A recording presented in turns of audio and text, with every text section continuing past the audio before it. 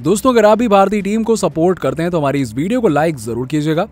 दोस्तों, इतिहास लिखते हुए भारतीय टीम ने 2 टेस्ट मैचों की सीरीज पर जमा लिया कब्जा। बांग्लादेश को चारों खाने चित करते हुए ऋषभ पंत, श्रेयस अय्यर, रविचंद्रन अश्विन जैसे खिलाड़ियों की बदौलत टीम इंडिया ने धमाकेदार जीत दर्ज की। मोहम्मद सिराज की घातक गेंदबाजी ने किस तरीके से बांग्लादेशी बल्लेबाजों को पीछे धकेल दिया और किस तरीके से भारतीय टीम ने यह जीत हासिल की, दिखाएंगे आपको इस मुकाबले की पूरी हाईलाइट का वीडियो। लेकिन उससे पहले आप सभी को क्या लगता है कि श्रेयस अय्यर, ऋषभ पंत और मोहम्मद सिराज में कौन सा खिलाड़ी भारतीय टीम की जीत का हीरो है? इस बात का जवाब नीचे हमें कॉमेंट बॉक्स में जरूर दीजिएगा।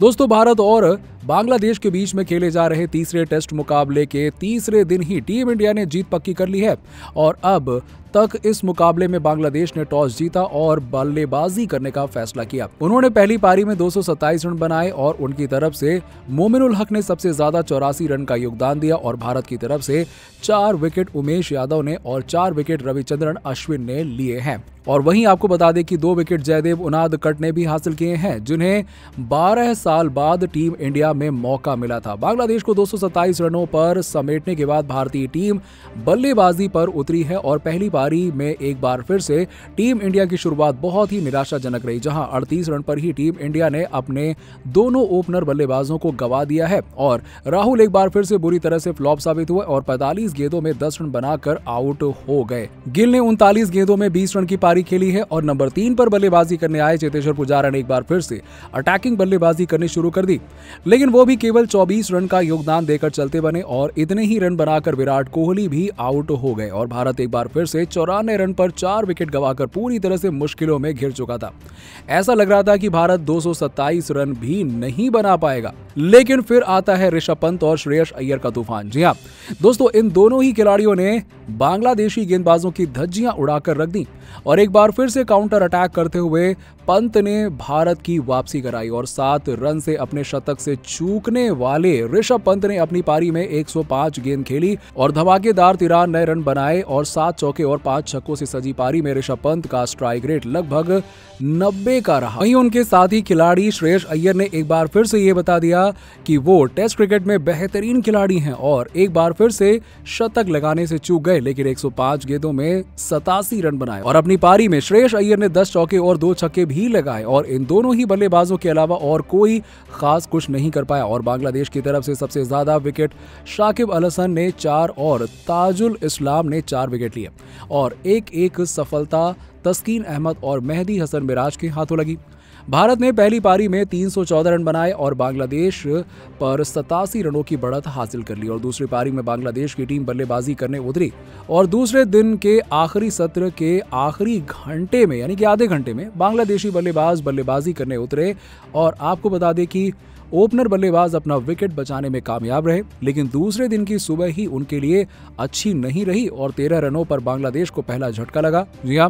रविचंद्रन अश्विन ने बांग्लादेशी बल्लेबाजी क्रम को तहस नहस करना शुरू कर दिया। अब यहां से बांग्लादेश का पतन शुरू हो गया था। नजमुल हुसैन 31 गेंदों में 5 रन बनाए और बांग्लादेश को दूसरा झटका लगने में वक्त नहीं लगा और 26 रन पर ही पहली पारी में लाजवाब बल्लेबाजी करने वाले मोमिनुल हक भी आउट हो गए और जिन्हें उमेश यादव ने मोहम्मद सिराज के हाथों कैच आउट करवा दिया और इसके बाद 51 रन पर ही बांग्लादेश को तीसरा झटका लग गया, जहां उनादकट ने शाकिब अल हसन को शुभमन गिल के हाथों कैच आउट कराते हुए पवेलियन की राह दिखाई और इसके बाद दोस्तों बांग्लादेश की पारी ताश के पत्तों की तरह बिखरनी शुरू हो गई और 102 रनों तक बांग्लादेश की आधी टीम पवेलियन जा चुकी थी और 113 रन पर 6वां विकेट भी गिर चुका था, लेकिन यहां से लिंटन दास और नूरुल हसन ने बांग्लादेश की पारी को संभाला और यही नहीं, ओपनर बल्लेबाज जाकिर हसन ने एक बार फिर से लाजवाब बल्लेबाजी की, जहां उन्होंने 135 गेंदों में 51 रनों की पारी खेली। लिंटन दास के काउंटर अटैक के चलते बांग्लादेश ने वापसी जरूर की। आपको बता दें कि लिंटन दास ने 98 गेंदों में 73 रन की पारी खेली और उनका साथ निभा रहे नूरुल हसन ने 29 गेंदों में ताबड़तोड़ 31 रन का योगदान दिया, लेकिन दिल जीता बांग्लादेश के तेज गेंदबाज तस्कीन अहमद ने, जिन्होंने भारतीय गेंदबाजों की जमकर धज्जियां उड़ाते हुए 46 गेंदों में नाबाद 31 रन बनाए और अपनी पारी में 10 गेंद में 4 चौके लगाए, लेकिन दूसरे छोर पर उनका किसी ने साथ नहीं दिया। ताइजुल इस्लाम और खालिद अहमद के आउट हो जाने से बांग्लादेश की दूसरी पारी भी केवल 231 रनों पर ऑल आउट हो गई।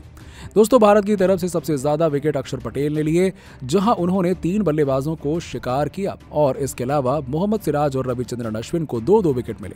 अब आपको बता दें कि मोहम्मद सिराज ने लिंटन दास को पवेलियन की राह दिखाई, जो बांग्लादेश की तरफ से सबसे बेहतरीन बल्लेबाज रहे, और इसके अलावा जयदेव उनादकट और उमेश यादव ने एक सफलता हासिल करते हुए टीम इंडिया की जीत में बेहतरीन योगदान देने वाले गेंदबाज बने। और आपको बता दें कि बांग्लादेश ने भारत को 145 रनों का लक्ष्य दिया और तीसरे दिन का आखिरी घंटा बचा हुआ था। भारतीय टीम बल्लेबाजी करने उतरी, जहां शुभमन गिल और केएल राहुल की जोड़ी बांग्लादेशी गेंदबाजों की धज्जियां उड़ाने के लिए बेताब नजर आ रही थी।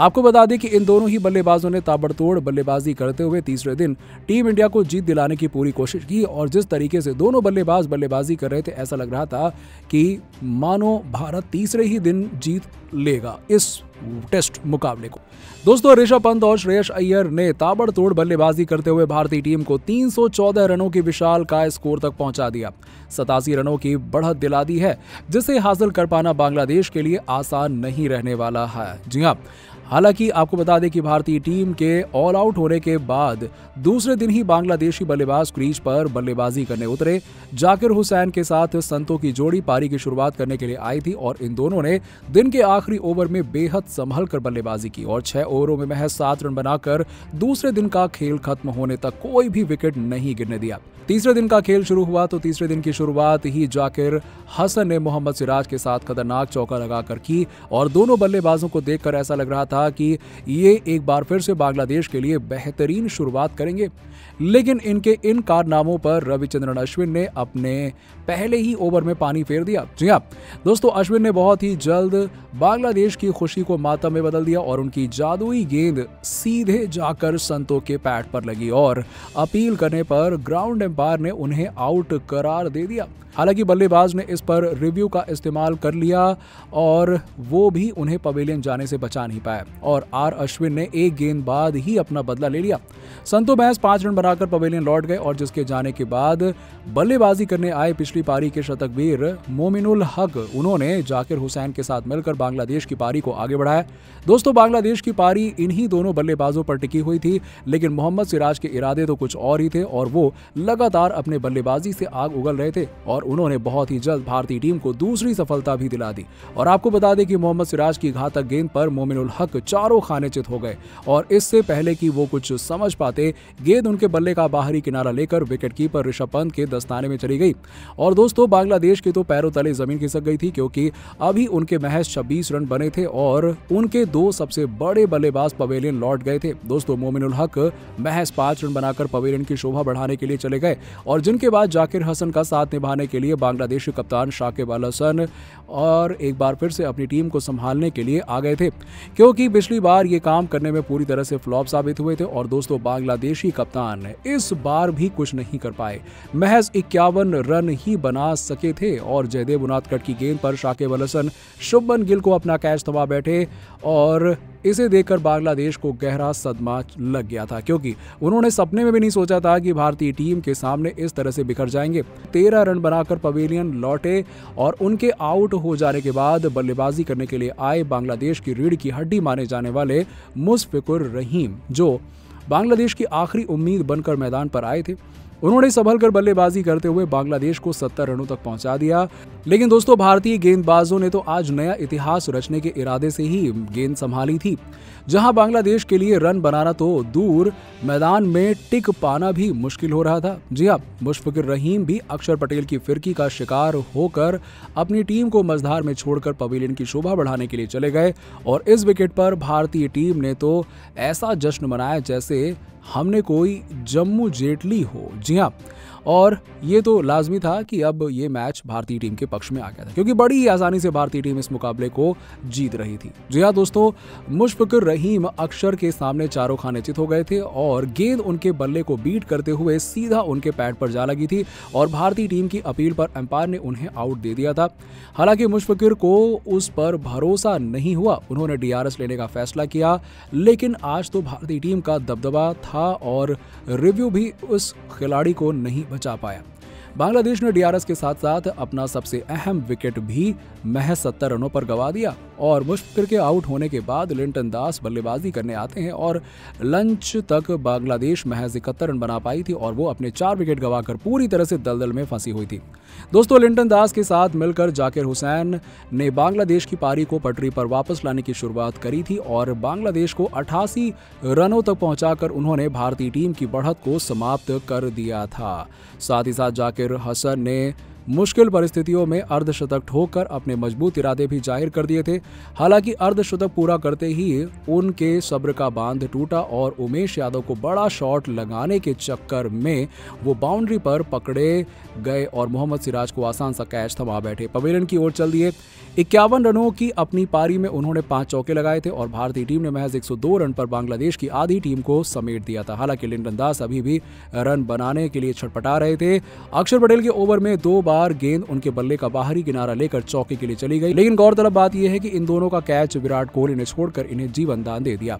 लेकिन दोस्तों, उनके ये जीवन दान ज्यादा लंबे नहीं चल पाए और दूसरे छोर से बल्लेबाजी कर रहे मेहदी हसन मिराज को अक्षर पटेल ने अपना शिकार बनाकर बांग्लादेश को तहस नहस करके रख दिया और बांग्लादेश की टीम ने 45 ओवरों की समाप्ति पर 113 रन बना लिए थे और उनकी बढ़त 25 रनों की हो गई थी और इस पर उनके 6 विकेट भी पवेलियन जा चुके थे। अब यहां से ये पारी ज्यादा लंबी नहीं चलने वाली थी। दोस्तों, 6 विकेट गिरने के बाद बांग्लादेश पूरी तरह से बिखर चुकी थी, लेकिन लिंटन दास और नूरुल हसन ने शानदार बल्लेबाजी करते हुए 90 रनों की लीड हासिल कर ली थी और भारतीय गेंदबाजों ने बहुत ही कमाल का प्रदर्शन किया और जिसके बाद बल्लेबाजों को धाकड़ प्रदर्शन कर जीत के लिए 51 रन बनाने थे, जो उनके लिए इतना मुश्किल नहीं हुआ और भारतीय टीम ने 20 ओवर के अंदर ही 51 रन बनाकर बांग्लादेश के खिलाफ 2-0 से शानदार जीत हासिल कर वर्ल्ड टेस्ट चैंपियनशिप के फाइनल में अपनी जगह लगभग निश्चित कर ली है। तो दोस्तों, आपको क्या लगता है कि भारतीय टीम ऑस्ट्रेलिया के खिलाफ 3 टेस्ट मैच जीतकर वर्ल्ड टेस्ट चैंपियनशिप के फाइनल में पहुंच पाएगी या फिर नहीं? कमेंट करके बताइए और ऐसी खबरों के लिए सब्सक्राइब कीजिए।